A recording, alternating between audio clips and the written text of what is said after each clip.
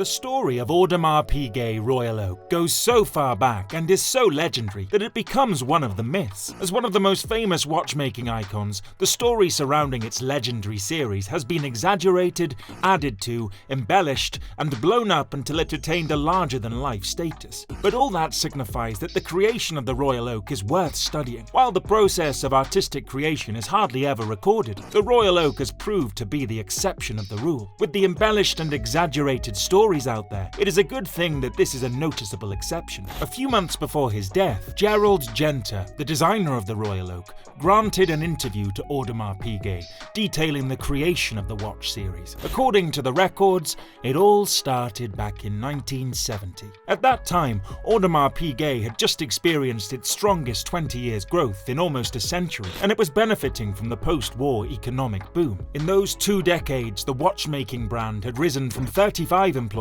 to 84 employees. Its production speed had also increased tenfold to 5,500 watches per year. With the increased production came the need for a new distribution scheme. This was particularly tricky for a small-sized company that was located in a small mountain village. To solve the distribution issue, Audemars Piguet signed a partnership agreement with the Swiss watchmaking giant Société Suisse pour l'Industrie Horlogère, or the SSIH.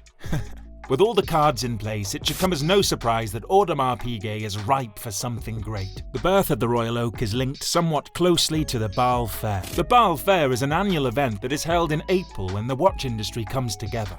Brands, agents, and distributors from all over the world come together for 10 days to discover new products, share their opinions, talk about the future, explore new horizons, and cultivate friendships. Over good wine and great food, the watch industry gathers to explore the ways by which the industry can move forward. Above all, the distributors place their orders for the coming year, thus allowing the manufacturers to establish and fine-tune their production plans. According to verbal history, the birth of something new and something legendary came about on April the 10th, 1970, when the new SSIH agents assigned to Audemars Piguet challenged Golay, the managing director of Audemars Piguet at the time, to create something new. In an interview given in February 1982, Golay explained the Royal Oak was conceived in 1970 at the suggestion of general agents who had reservations about the marketing value of old alone from the promotion of high prestige timepieces. This is a view that I believed is no longer valid. They did ask us to design a stainless steel wristwatch more in tune with the way we live today. We had to invent a model both sporty and stylish in spirit,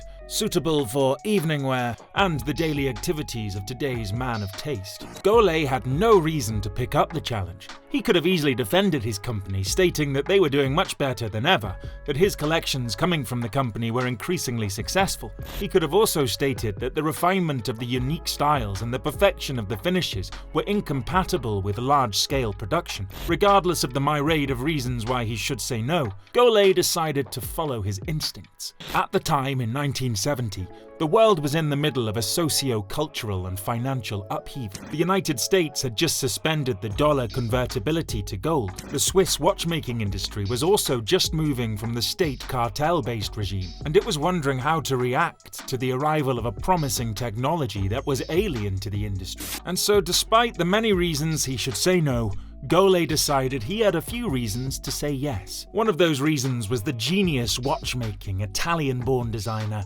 Gerald Genta. In the 1970s, Genta already had a few successes under his belt, like the Universal's Pole Router in 1954 and Amiga's Constellation in 1959. And even the Patek Philippe Ellipse. The call that would forever make Genta an icon in the watchmaking industry came at 4 p.m. from Golay. Golay contacted the watchmaker and asked him to design an unprecedented steel watch, and that he would need the design sketch by morning. By morning, the genius watchmaker had something to offer Golay. The proposed watch was set to affect a nautical mean, with an octagonal bezel and exposure-retaining screws. The screws were supposed to convey a commercial diver's helmet. The exposed rubber gasket served to reinforce the theme, which also extended to the name of the proposed watch, Royal Oak. The name was a reference to the historical British warships of the same name. The watch will be meticulously finished and have a slim bracelet that would be integrated into the case design. The case would come with a generous diameter of 39mm that would be referred to in later years as the Jumbo. As the Italian distributor instructed, the watch would be crafted from steel. This was quite unheard of in high-end watches. Making such watches with steel in several orders would be infinitesimally more difficult than making them from gold. This was because steel had proven to be a much harder material to hand finish to the exact standards that ruled Audemars Piguet. One of the biggest challenges that faced the production of the prototypes was convincing the craftspeople to work steel as they would gold. In the end, 1,000 watches were made in steel and 100 in gold.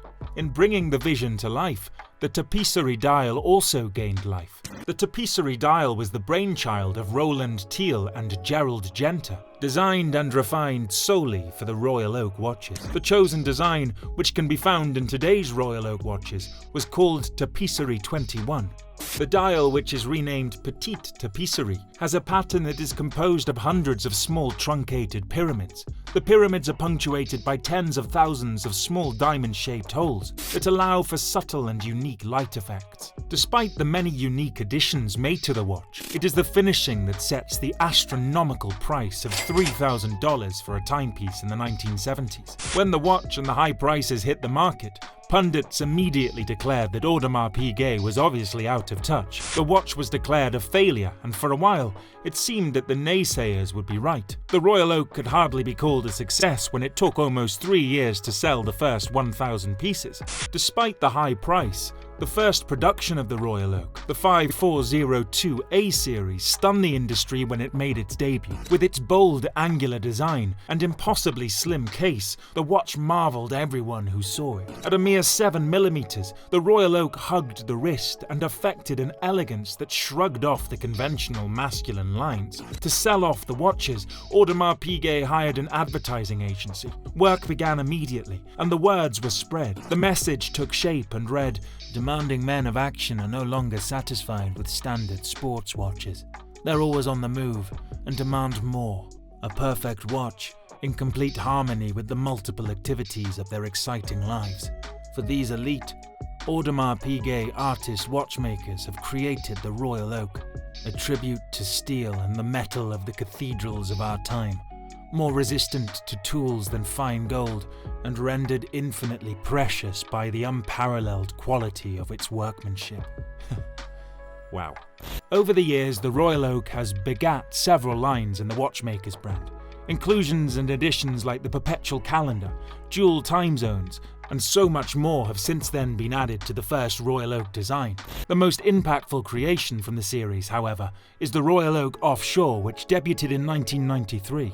The Royal Oak Offshore kept the octagonal bezel and the integrated bracelet of the original design. It was, however, supersized with a much thicker case that housed a magnetically shielded chronograph movement and was water resistant to a full 100 meters. The Royal Oak Offshore was designed by Emmanuel Guit, and it was crafted from stainless steel. The finished work has now set the standard for a luxury sports watch. The Offshore can be found on the wrists of several actors, sportsmen, rap artists, and avid watch collectors. Today, the Royal Oak line has encompassed everything. This includes robust watches and certified diving watches that are crafted from exotic materials like titanium, ceramic, and forged carbon fibers. There are also unique Royal Oak watches that have delicate haute horology pieces that can tell the difference between mean time and start time. But it doesn't matter how unique the creation is, it can always be traced back to the first design created that day in April 1970. What are your thoughts on the Audemars Piguet brand as a whole?